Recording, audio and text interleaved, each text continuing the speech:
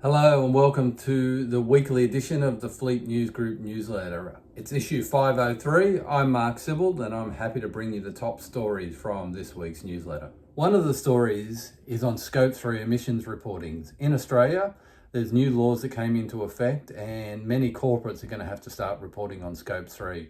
So we spoke to Ellen Liang, co-founder of JetCharge, about the things that boards and senior executives should be thinking about in relation to their fleet and their Scope 3 emissions. She talks to them directly with the experience she has as a founder of a business and running a business and being on a board as well. She understands how Scope 3 can impact and where the role of the fleet transition to electric vehicles is important. So that's a fantastic interview that's really worth reading, regardless of whether you're planning electric vehicle transitions or you're a long way away. Understanding the difference between Scope 1, Scope 2 and Scope 3 emissions is really important. And then understanding how the fleet falls into each one of those emission categories is really important if you're working in fleet, because you'll be asked the questions by your board or your senior executive. So check out that story on Fleet EV News. We've got another truck review for you this week. This time it's the Hino 700 series in a prime mover. We were towing the Hino Super Deck, which is basically a stage or it's a big container that turns into a stage to watch supercar races around the country. Jeff Middleton, one of our team, got to drive it from the Bathurst 1000. He was there for the weekend, courtesy of Hino, and then he took the truck up to the Gold Coast, which was the next round of the supercars. So he got to drive it from regional New South Wales right up to the Queensland, past the Queensland border into the Gold Coast. So he's written a fantastic review for us and talks about what it's like to drive a late model Hino 700 series. So check that out on Fleet HV News. We always like to track the results of the publicly listed fleet management organisations. There's always little nuggets of information in there, things like how many vehicles they have under management, what the market's doing, sort of growth. They always talk about new business, how much new business they've written, which is really exciting to see. This month or this week in this week's newsletter, we have the Fleet Partners results. A couple of key bits of information there. One is the transformation they're making. So they're not just doing well financially, they're making operational improvements as well. And that's great for shareholders. And it's also great for customers as well, because it's making things more efficient. They're planning to take their multiple systems down into one, and that's on track for later this year. So it'll be interesting to see how that works, because that's a significant project for Fleet Partners. But it's on the back of them combining into one brand as well. They used to have multiple brands. Remember Fleet Plus? Well, that's not in the market anymore. So Fleet Partners have consolidated those brands. Now they're consolidating their systems. One of the interesting things is how much money they're making in the end of lease vehicles. So pre-COVID, it was about two and a half grand per vehicle that ended its lease. There was, whether it was the residual value or damage or just all the different costs that are associated with the end of lease that they charge customers. During COVID, it's up above $5,000, and according to Fleet Partners, it's still up at that level. So they're still making significant money. So if you're looking or dealing with any of those FMOs, you should be talking to them about their residual values and sort of asking for a share of the profits, I guess. So check out that story on Fleet Auto News. Now, we talk a lot about electric vehicles because they're exciting and there's lots of things happening. They're fun to drive and they really are the future of fleet management, whether it's, maybe not this year, but certainly in the next decade. Pretty much all fleets will be running electric vehicles and even electric trucks.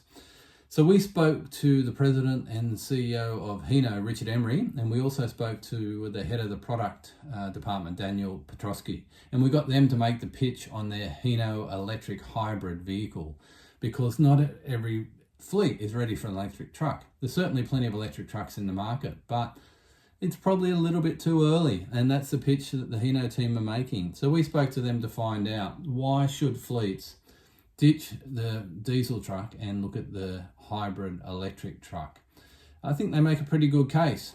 You're reducing emissions. You may not be reducing it as much as an electric truck would, but you're also not paying the same price as well. And you're not having to worry about charging infrastructure.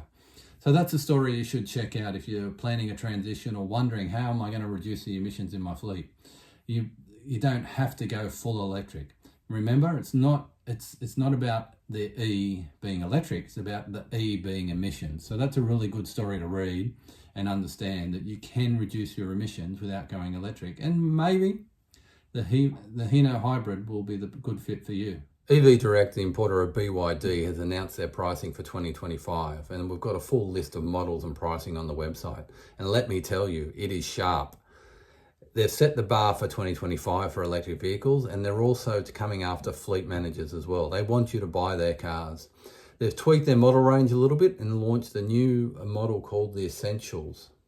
And what it does, it actually brings down the price of some of their popular vehicles. So the Dolphin, I'm just looking at the price here on the website here. So the Dolphin, where is it? You're getting down to under 30 grand as a recommended retail price. I haven't seen the spec list. I haven't compared it myself.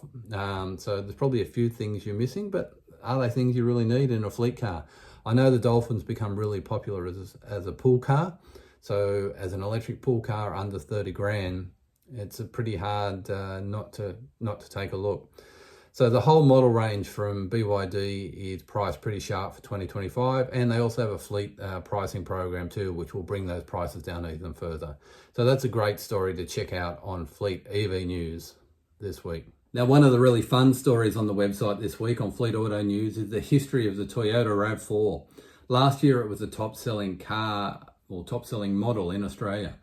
So we thought we'd take a look back and see what's the RAV4 been doing all these years. They launched it in 1994, so that's, 30 odd years ago. So why has it taken this long to become so popular? Well, I think the latest generation hybrids had a lot to do with it. But when you look at the photos from the Tokyo Motor Show back, I think 1987, it's not the car you see today. And even the first generation, when it was released as a 3-door in 1994, it was like this. Now the RAV4 is like that. So it's certainly grown in size, and it's grown in stature, and it's certainly grown in performance as well. But it's a key car in the market. Back then, there weren't SUVs, there weren't sport utility vehicles, there weren't all-wheel drives the way there are today. We were driving around in station wagons, locally made, the Falcon and the Commodore, and even the Camry station wagon back then from Toyota, or the Mitsubishi Magna station wagon. So it really was a car that came into a market and created the market, and a lot of other manufacturers have followed. So that's a really cool story, just to look back, see the different images, see the different generations of RAV4, and just remember a time when SUVs weren't the king of the VFACTS new car sales results. Okay, that's it for this week. We're on YouTube, so you've got to like, you've got to subscribe, you've got to tell us what you think. Whether you like the stories, don't like the stories, put your comments in there. Let us know. That's how we improve, and we love to get the feedback from our readers and our audience. So check out all the stories every day on Fleet Auto News, Fleet HV News, and I'm wearing the t-shirt today, Fleet EV News. We're passionate about fleet management. We hope you are too. So thanks for watching.